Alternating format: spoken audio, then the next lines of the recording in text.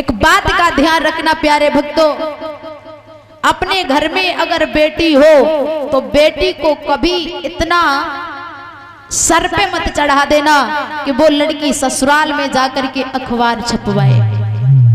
लड़की को, वैसे तो मैं कहती हूँ कि मैं भी लड़की हूँ, लड़की को सम्मान देना चाहिए, प्यार देना चाहिए, वो दुलार देना चाहिए, लेकिन लड़की को कभी इतना सर पे मत बिठा लेना जो लड़की ससुराल में जाकर के किसी से डरे ना, हर बात पर हर किसी को जवाब दे। एक बहुत बड़े सेठ थे, उनके यहाँ पर एक बिटिया थी। तो वो सेठ जी जब भी आते हैं तो अपनी बेटी को गोद में बिठाल करके खाना खिलाते, बड़ा प्यार करते हैं।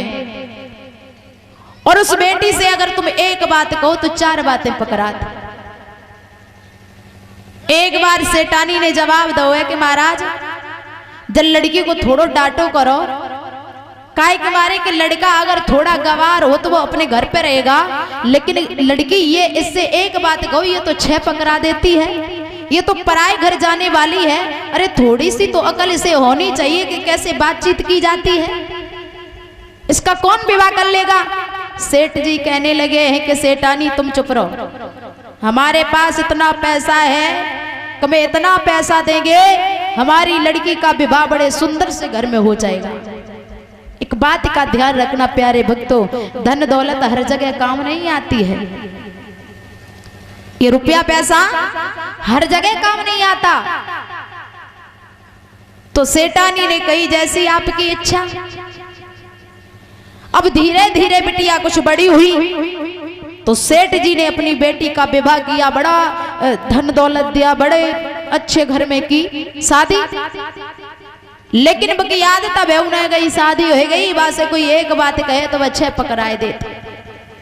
अब महाराज मायके में तो चले जाइए सब कुछ, लेकिन ससुराल में ना चलते।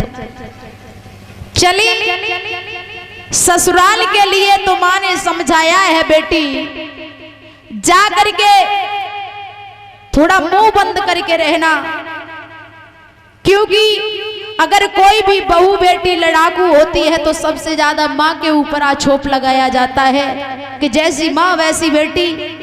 मैंने तो बहुत तुझे समझाया, तेरे पिता को भी समझाया, लेकिन बेटी इतना कहना मान लेना कि वहां जाकर के कुछ ज्यादा किसी से बातें मत करना। लड़की बोली मैं क्यों चुप रह जाऊं भाई, बड़े बाप की बेटी हूं। ससुराल में पहुंची। अब ससुराल में जैसे ही पहुंची महाराज तो शाम को तो कही जाती कि बहू बेटा गीत वीत गाए लो। तो बहू बेटा चुपचाप बैठी रही। अब वहां पे डोकरी बोकरी थी, बहू कहने लगी कि ऐसा करो थोड़े गाना वाना गाए लो।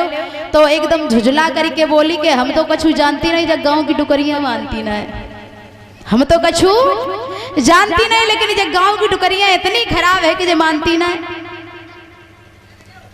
लड़की के यहाँ तक हुआ कि उससे कोई एक बात कहता है तो 6 बात पकड़ाने के लिए तैयार हो जाती है। अब तो उसके घर में लड़ाई पड़ने लगी। ससुर ने फोन किया है पिताजी से कि अपनी बेटी को ले जाओ। पिताजी कहने लगे मैं अभी आ रहे हैं, अभी लेके जाएंगे। ससुर कहने लगा कि अभी नहीं, तुरंत अभी आओ और अभी से लेकर के जाओ। भैया पिताजी को बिटिया बड़ी अच्छी थी, प्यारी थी, तो पिताजी तुरंत गाड़ी लेके गए हमारे प्रमुख जी कैसे, और जाए के गाड़ी में बेटी को बिठा ले आए। और जब बेटी को बिठा ले आए तो माँ ने बात पूछी कि बेटा जे बताओ तुम्हारे ससुर में क्या कमी थी, तुम्हारी सास में क्या कमी थी, तुम्हारे जेठ में क्या कमी थी, तुम्हारी जेठानी में और तुम्हारे देवर में क्या कमी थी। जवाब दिया है मैया मैं उस घर में नहीं जाऊंगी, चाहे कुछ भी हो जाए मैं यहीं रहूंगी। तो माँ ने पूछा कि बताओ तो तुम्हारे ससुर कैसे थे। जवाब दिया है कि मैया नंबर 1 का ससुर मेरा ठग है। हाँ चलो सास कैसी थी, बोली है कि मैया सास नंबर 1 की चुड़ैल थी। जेठ कैसा था, जवाब दिया है कि मैया 1 नंबर का मूर्ख था। जेठानी कैसी थी? जवाब दिया है कि मैया नंबर 1 की भूतनी है, भूतनी। देवर कैसा था? जवाब दिया है कि मैया नंबर 1 का डकैत। और तेरा पति कैसा है? जवाब दिया है कि मैया नंबर 1 का राक्षस है, मैं उस घर में नहीं जाना चाहूंगी। तो मैया ने कही कोई बात नहीं रहो, लेकिन भैया ध्यान रखना जब तक लड़की की शादी नहीं होती है तब तक गांव में चर्चाएं नहीं होती, लेकिन अगर शादी हो गई बिटिया 2-4 महीना रुक गई तो पूरे गांव में आग सी लग जाती। अब बेटी जब वहां रहने लगी तो एक जगह मंदिर में पूजा करने के लिए गई, तो पुजारी जी ने जवाब दिया है कि बेटी जब बता 4 महीना हो गए तू गई नहीं, कर लड़ाई करके आई। अब तो उस बेटी को हर कोई पूछता है कि बेटी क्या बात है, क्या बात है, तो बेटी कुछ बता नहीं पाती। प्यारे भक्तों, इसके बाद में उसकी माँ ने उसे शिक्षा दी है कि हे बेटी, अगर तेरी सास तुझसे कुछ कहे तो उनको नमस्कार करके अच्छे से समझा दो। ससुर कुछ कहे तो पिता के समान दर्जा दे करके उनसे कि पिताजी ऐसे शब्द मत बोलो।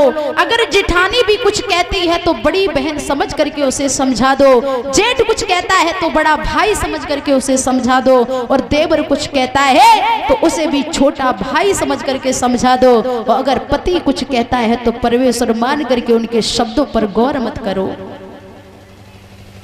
आज बेटी ने अपने माता के वचनों को धारण किया, और धारण करने के बाद में पिता वो अपनी बेटी को लेकर के ससुराल में पहुंचा, और ससुराल में जाने के बाद में महाराज शाम को पहुंची, और सुबह ही जैसे बहू है तो 4 बजे जग गई, और 4 बजे जाग के उनने चाय बनाई। चाय बनाए के सबसे पहले सास के पास लेके गई, तो सास तब खुशी से बड़ी एकदम उछल खड़ी हुई, कहने लगी कि आज पूरब के सूर्य ये पश्चिम में कैसे उगने लगे।